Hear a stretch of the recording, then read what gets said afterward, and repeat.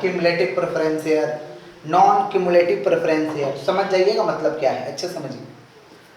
Redeemable, redeemable का मतलब जिसका पैसा लौटाना पड़ेगा after the expiry of fix period या आफ्टर द फिक्स पीरियड, माने एक फिक्स पीरियड पूरा जाएगा तो आपको पैसा लौटाना पड़ेगा, उसे क्या कहते हैं, रिडीमेबल। समझ पा रहे हैं? अच्छा, मैक्सिमम प्रेफरेंस शेयर का टाइम पीरियड 20 साल होता है। कितना साल? 20 साल। 20 साल बाद आपको रुपया लौटाना पड़ेगा, इसे कहते हैं रिडीमेबल।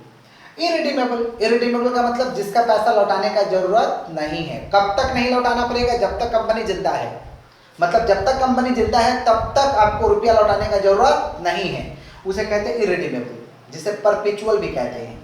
माने इसका रुपया लौटाना पड़ेगा जब कंपनी बंद होगा, अदरवाइज रुपया लौटाने का जरूरत नहीं है। बट इंडिया में ऐसा प्रेफरेंस शेयर को इशू करना डिसअलाउड है, मना है।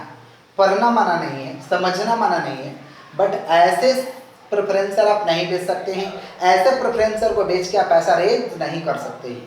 ठीक है। कन्वर्टिबल, कन्वर्टिबल का मतलब क्या होता है?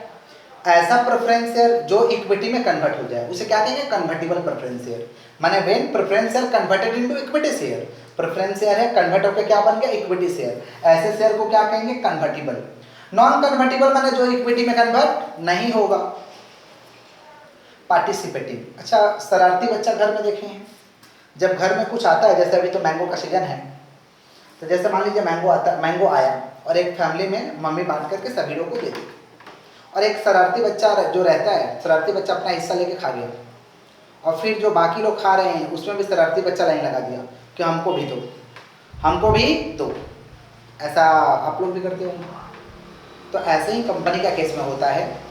प्रेफरेंस शेयर होल्डर जो है डिविडेंड बटाया तो अपना डिविडेंड जो फिक्स है पहले तो ले ही लिया, और फिर इक्विटी को जब डिविडेंड बटा रहा उसमें भी लाइन लग गया कि हमको भी दो। ऐसे शेयर को कहते हैं participating. I repeat, preference share holder का जो डिविडेंड बन रहा था वो डिविडेंड तो प्रेफरेंस शेयर होल्डर ले लिया, और इक्विटी शेयर होल्डर को जब डिविडेंड बटा रहा था उसमें भी लाइन लगाकर बोल रहा हमको भी दो। समझ पा रहे? ऐसे शेयर को क्या कहते हैं? पार्टिसिपेटिंग। नॉन पार्टिसिपेटिंग क्या होता है? नॉन पार्टिसिपेटिंग का मतलब होता है जो पार्टिसिपेट नहीं करेगा, अपना डिविडेंड लेकर चुपचाप रहो। क्लियर है? अब हम लोग को समझना है difference between equity share and preference share.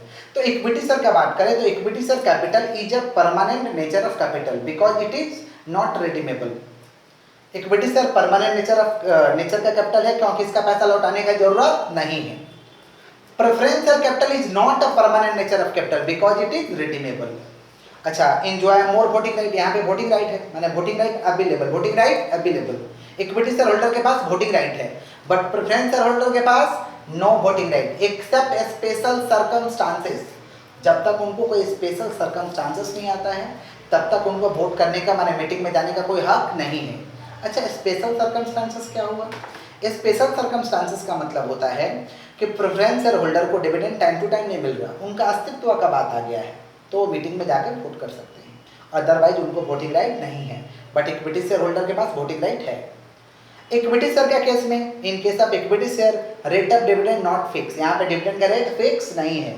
In case of preference share rate of dividend fix, preference share में डिविडेंड का रेट क्या है? फिक्स है।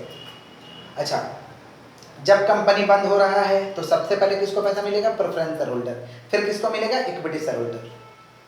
समझ पा रहे? Equity share cannot be converted, equity share cannot be converted, but preference share can be converted into equity share. Preference share can be converted into equity share. Equity share cannot be redeemable, इसको लौटा नहीं सकते हैं, but can be buyback, but buyback कर सकते हैं, अपना share हम खुद खरीद सकते हैं। Equity share cannot be redeemable, इसको लौटा तो नहीं सकते हैं, but buyback कर सकते हैं। buyback का कंसेप्ट आएगा, चिंता मत करिए, खुद का शेयर, खुद का सामान को ले लेना, उसे कहते हैं buyback। But preference share can be redeemable, preference share का पैसा हम लौटा सकते हैं। मैक्सिमम टाइम पीरियड कितना साल है? 20 ईयर्स। मैं डिफरेंस को एक बार मैं रिपीट कर देना चाहता हूँ। Equity share capital is a permanent nature of capital because it is not redeemable.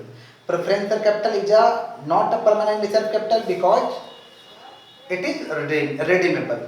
तो इक्विटी शेयर परमानेंट है, ये परमानेंट नहीं है। इक्विटी में एंजॉय मोर वोटिंग राइट, मैंने voting right available, no voting right except special circumstances.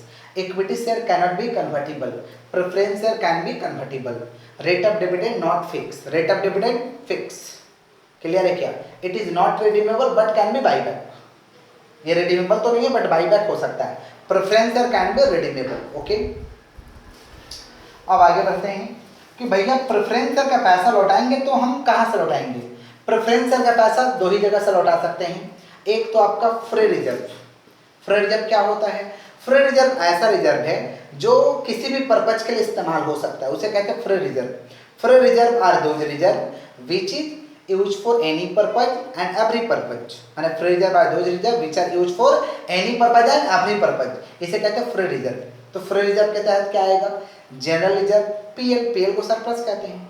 तो आप preference share का पैसा लौटाना चाह रहे हैं तो आप जनरल रिजर्व और पीएल से लौटा सकते हैं, और नहीं तो दूसरा कंडीशन है issued other class of share. Issued other class of share, दूसरा क्लास का शेयर मार्केट में बेच दीजिए और वहां से जो पैसा आएगा उससे आप पैसा लौटा सकते हैं। किसका? प्रेफरेंस शेयर का। ठीक है, प्रेफरेंस शेयर का मैक्सिमम कितना साल बाद रुपया लौटाना पड़ेगा? 20 ईयर्स बाद आपको पैसा लौटाना पड़ेगा। अच्छा, प्रेफरेंस शेयर को लौटाने के लिए अगर हम फ्री रिजर्व से लौटाते हैं तो एक हमें फंड क्रिएट करना पड़ेगा जिसे हम कहते हैं कैपिटल रिडम्पशन रिजर्व। ये एक्ट का रिक्वायरमेंट है, एक सीआरआर बनाना पड़ेगा, कैपिटल रिडम्पशन रिजर्व आपको बनाना पड़ेगा। अगर पैसा कहाँ से लौटाते हैं? फ्री रिजर्व से, यानी जनरल रिजर्व और पीएल। जनरल रिजर्व और पीएल से आप पैसा लौटाते हैं तो एक आपको फंड बनाना पड़ेगा। समझ पा रहे हैं?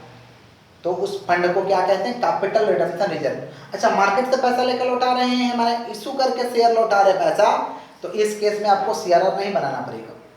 जैसे मान लीजिए 1 लाख रुपया लौटाना है, पूरा का पूरा 1 लाख हम जनरल रिजर्व और पीएल से लौटा रहे हैं, तो 1 लाख रुपया का हम क्या बना देंगे? सीआरआर बनाएंगे, कैपिटल रिडम्पशन रिजर्व।